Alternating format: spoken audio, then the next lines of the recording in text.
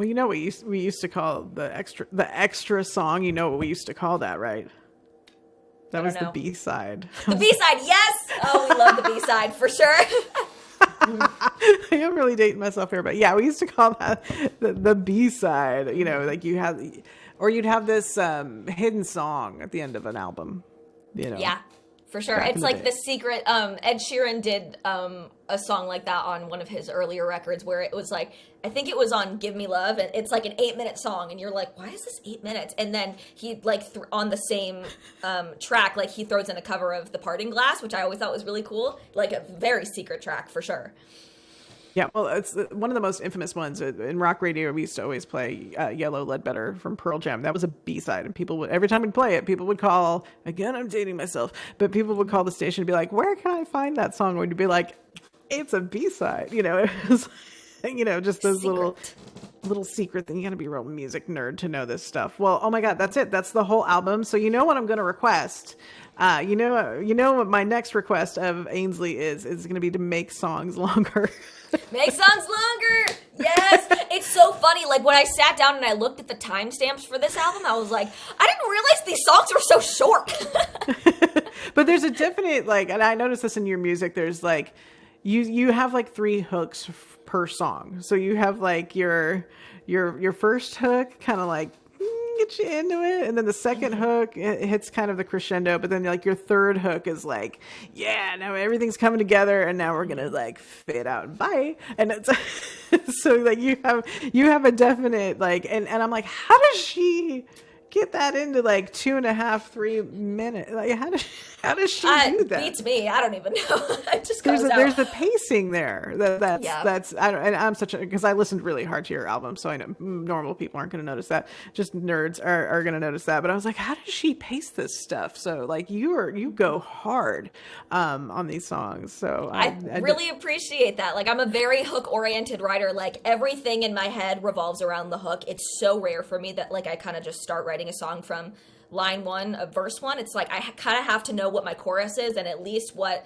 like have the beginnings of a hook to know what I'm like striving for. I always kind of look at the chorus and the hook as like the lighthouse of the song. Like that's what we're shooting for. Mm-hmm.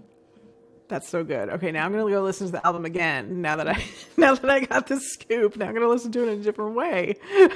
Well, it's funny now. I remember why "You Problem" is your favorite song, because I think it's the longest song on the album. It is. It's like 3.5 minutes. Yeah, it is the longest song. But no, there's that third hook. That was because I was going through your album to look at hooks and you know, at your mom's request, and you know, which you don't have to use any of them. You can do what you want with that. That's up to you. It's your music. So I was listening to all the different hooks, and that's how I was like, God, this was the hardest one to, I think, pick the hook for, because there's so many different pieces of music. You layer in different instrumentation for each hook.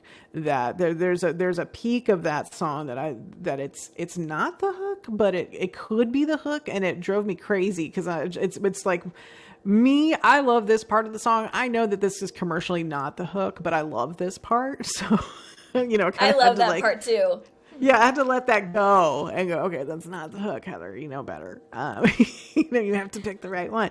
And so that was really, I really enjoy that song. That's a good song musically, not just because it is the longest song, but and yeah, there's a lot of meaning to that, and the way you architected that and set it up. It's music to my ears, you know. And I'm one of those people who see music, so sometimes it's hard for me to describe music because I see it in my mind's eye, and so that was a really good treat for me.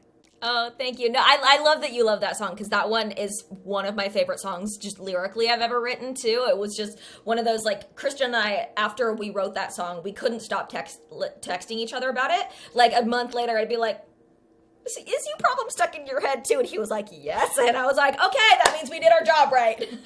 Yeah, like your songs are earworms, but there was something about that was like an unexpected earworm, because it's kind of soft. It's not a party song. It's just kind of like, it kind of sneaks up on you. And I like that a lot.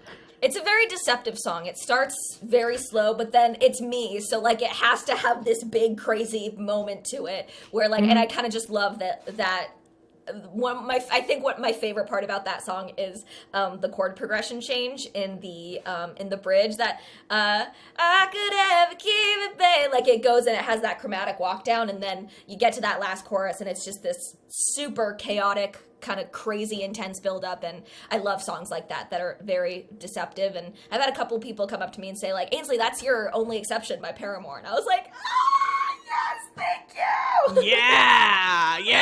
Oh, now, yeah, I got that. Yeah. Oh my gosh, yeah, that's a good song. So yeah, next when I ever get to see you play live and in person is a goal, and you got to play that for me.